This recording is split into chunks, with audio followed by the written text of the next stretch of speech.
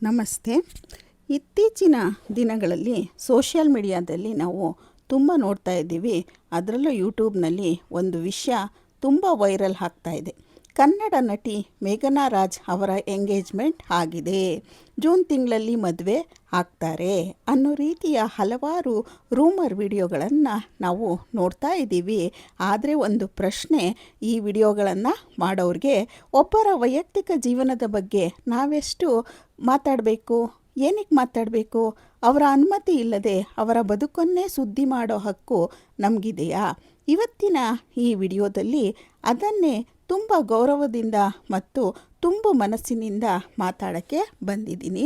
ನಾವಿಲ್ಲಿ ಸೆಲಿಬ್ರಿಟಿಗಳನ್ನು ಇಷ್ಟಪಡ್ತೇವೆ, ಆದರೆ ಸಿನಿಮಾಗಳನ್ನ ನೋಡ್ತೀವಿ, ಅವರ ಯಶಸ್ಸಿಗೆ ಚಪ್ಪಾಳೆ ತಟ್ತೀವಿ. ಆದರೆ ಅದಕ್ಕಿಂತ ದೊಡ್ಡದು ಏನು ಗೊತ್ತಾ? ಅವರು ಕೂಡ ನಮ್ಮಂತೆಯೇ ಒಂದು ಸಾಮಾನ್ಯ ಮನುಷ್ಯರು. ಅವರಿಗೆ ಸಹ ಖಾಸಗಿ ಜೀವನ ಇರುತ್ತೆ, ಅವರಿಗೆ ಸಹ ಭಾವನೆಗಳು ಇರ್ತವೆ, ಅವರಿಗೆ ಸಹ ನೋವು, ಸಂತೋಷ, ಒತ್ತಡ ಎಲ್ಲವೂ ಇರ್ತವೆ ಅಲ್ವಾ? ಅವರು ಮನುಷ್ಯರು. ಇತ್ತೀಚೆಗೆ ಕೆಲವು ಯೂಟ್ಯೂಬ್ ಚಾನೆಲ್ಗಳು ಮೇಘನಾ ರಾಜ್ ಅವರ ಎಂಗೇಜ್ಮೆಂಟ್ ಆಗೋಯ್ತು, ಜೂನ್ನಲ್ಲಿ ಮದುವೆ, ಹೊಸ ಜೀವನ ಆರಂಭ ಅನ್ನೋ ರೀತಿಯ ಥಂಬ್ನೈಲ್ ಹಾಕಿ ವಿಡಿಯೋ ಮಾಡ್ತಾ ಇದ್ದಾರೆ. ಆದರೆ ಯೋಚಿಸಿ ನೋಡಿ, ಈ ವಿಷಯ ಸ್ವತಃ ಅವರು ಹೇಳೋರಾ, ಇಲ್ಲ ಅವರ ಕುಟುಂಬದವರು ಅಧಿಕೃತವಾಗಿ ನಮಗೆ ತಿಳಿಸಿದಾರಾ? ಇಲ್ಲ ತಾನೇ. ಅದು ಕೇವಲ ಊಹೆ, ಅಂದರೆ ರೂಮರ್. ಅದಕ್ಕೆ ಯಾಕೆ ಅಷ್ಟೊಂದು ಇಂಪಾರ್ಟೆನ್ಸ್ ಕೊಡ್ತಾ ಇದ್ದೀರಾ?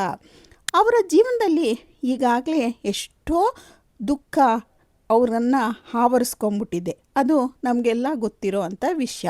ಅವರು ಅನುಭವಿಸಿದ ನೋವು, ಕಳೆದುಕೊಂಡ ವ್ಯಕ್ತಿ, ನಂತರ ತಮ್ಮ ಮಗುವಿಗಾಗಿ ಅವರು ತೋರಿಸಿದ ಧೈರ್ಯ, ಇವು ಎಲ್ಲವೂ ಜನರಿಗೆ ಒಂದು ಪ್ರೇರಣೆಯನ್ನು ಕೊಡುತ್ತೆ. ಅಂತಹ ವ್ಯಕ್ತಿಯ ಬಗ್ಗೆ ಸುಳ್ಳು ಸುದ್ದಿಗಳನ್ನು ಮಾಡೋದು ಸರಿನಾ? ವ್ಯೂಸ್ಗಾಗಿ, ಸಬ್ಸ್ಕ್ರೈಬ್ಸ್ ಆಗಿ ಒಬ್ಬ ವೈಯಕ್ತಿಕ ಬದುಕನ್ನೇ ಕಂಟೆಂಟ್ ಮಾಡೋದು ಎಷ್ಟು ಸರಿ? ನಾವು ಒಂದು ವಿಷಯ ಮರಿಬಾರ್ದು, ಸೆಲಿಬ್ರಿಟಿ ಅಂದರೆ ಅವರ ಜೀವನವನ್ನು ಯಾರು ಬೇಕಾದರೂ ತೀರ್ಪು ಕೊಡೋ ಹಕ್ಕು ಸಿಗುತ್ತೆ ಅಂತ. ಅವರಿಗೆ ಶಾಂತಿ ಬೇಕು, ಗೌರವ ಬೇಕು. ನಮಗೆ ಯಾವ ಹಕ್ಕು ಇಲ್ಲ, ಅವರ ಶಾಂತಿಯನ್ನು ಕದಡುವ ಹಕ್ಕು ಯಾರಿಗೂ ಇಲ್ಲ. ಸೋಷಿಯಲ್ ಮೀಡಿಯಾ ಒಂದು ರಾಕೆಟ್ ಸ್ಪೀಡ್ ಇರುವಂತಹ ಒಂದು ಮೀಡಿಯಾ. ಒಂದು ಸುದ್ದಿ ಕೆಲವೇ ನಿಮಿಷದಲ್ಲಿ, ಕ್ಷಣಗಳಲ್ಲಿ ಲಕ್ಷಾಂತರ ಜನರಿಗೆ ತಲುಪುತ್ತೆ. ಆದರೆ ಅದೇ ಸೋಷಿಯಲ್ ಮೀಡಿಯಾ ಒಬ್ಬರ ಮನಸ್ಸಿಗೆ ನೋವು ಸಹ ಎಷ್ಟನ್ನು ಕೊಡುತ್ತೆ ಅನ್ನೋದನ್ನು ಯೋಚನೆ ಮಾಡಿ. ಒಂದು ಸುಳ್ಳು ಸುದ್ದಿ, ಒಂದು ಫೇಕ್ ಥಂಬ್ನೈಲ್, ಒಂದು ಕ್ಲಿಕ್ ಬೇಟ್ ಟೈಟಲ್, ಇವು ಕೆಲವೊಮ್ಮೆ ವ್ಯಕ್ತಿಯ ಮಾನಸಿಕ ಶಾಂತಿಯನ್ನೇ ಕದಡಬಹುದು. ಅದಕ್ಕಾಗಿಯೇ ನಾವು ಜವಾಬ್ದಾರಿಯುತ ಪ್ರೇಕ್ಷಕರಾಗಬೇಕು. ಯಾರಾದರೂ ವಿಡಿಯೋ ಮಾಡಿದ್ರು ಅಂದರೆ ಅವರ ಸತ್ಯ ಅಂತ ನಂಬಬಾರದು. ಅಧಿಕೃತ ಮಾಹಿತಿ ಇಲ್ಲದೆ ಯಾರ ಜೀವನದ ಬಗ್ಗೆ ತೀರ್ಮಾನ ಮಾಡಬಾರ್ದು. ಸ್ವಲ್ಪ ನಮಗೂ ತಲೆ ಇದೆ ಅಂತ ಯೋಚನೆಯನ್ನು ಮಾಡಬೇಕು. ಮೇಘನಾ ರಾಜ್ ಅವರು ಎಂಗೇಜ್ಮೆಂಟ್ ಮಾಡಿಕೊಳ್ಳಿ, ಮದುವೆ ಆಗಲಿ, ಅಥವಾ ಅವರ ಜೀವನ ಹೇಗೆ ನಡೆಸಬೇಕು ಅನ್ನೋದನ್ನು ಅವ್ರು ತೀರ್ಮಾನ ಮಾಡ್ತಾರೆ. ಅದು ಅವರ ಹಕ್ಕು, ಅವರ ವೈಯಕ್ತಿಕ ಬದುಕು. ನಾವೆಲ್ಲ ಯಾರು? ನಾವು ಅಭಿಮಾನಿಗಳು ಮಾತ್ರ.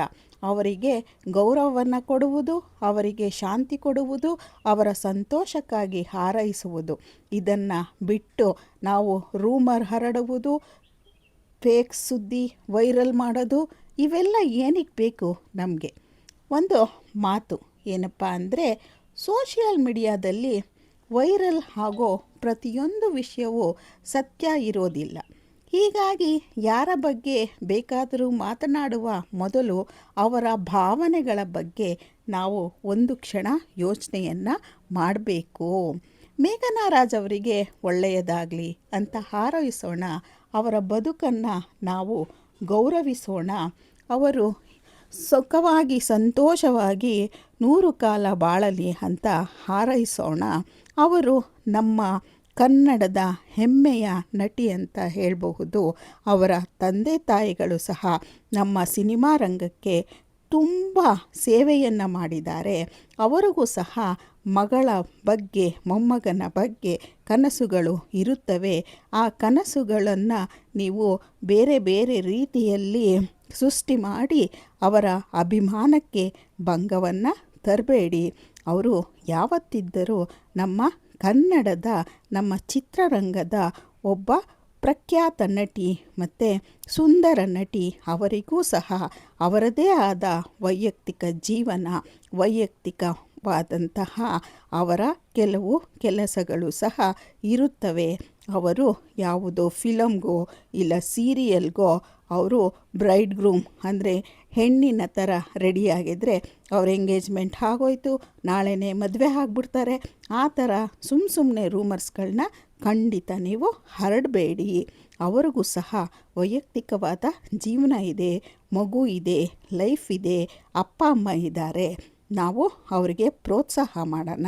ಅವರು ಜೀವನ ಸುಂದರವಾಗಿರಲಿ. ಅವರು ಏನು ಅಂದ್ಕೊಂಡಿದ್ದಾರೋ ಅದು ನೆರವೇರಲಿ. ಅವರು ಯಾವತ್ತೂ ಮತ್ತೆ ಕಷ್ಟದ ಸುಳಿಗೆ ಸಿಕ್ಕಾಕೋಬಾರ್ದು. ಸಾಕಷ್ಟು ಅವರು ಈಗಾಗಲೇ ನೊಂದಿದ್ದಾರೆ. ತುಂಬ ಚಿಕ್ಕ ವಯಸ್ಸಲ್ಲೇ ಅವರು ತಮ್ಮ ಜೀವನವನ್ನೇ ಕಳ್ಕೊಂಬಿಟ್ಟಿದ್ದಾರೆ. ಅದನ್ನು ನೀವು ಮತ್ತೆ ಮತ್ತೆ ಬೇಡವಾದ ರೀತಿಯಲ್ಲಿ ಬಣ್ಣಿಸಿ ವರ್ಣಿಸಿ ಅವರಿಗೆ ನೋವನ್ನು ಕೊಡಬೇಡಿ. ಇವತ್ತಿನ ವಿಷಯ ಇಷ್ಟೇ. ನಮಸ್ತೆ.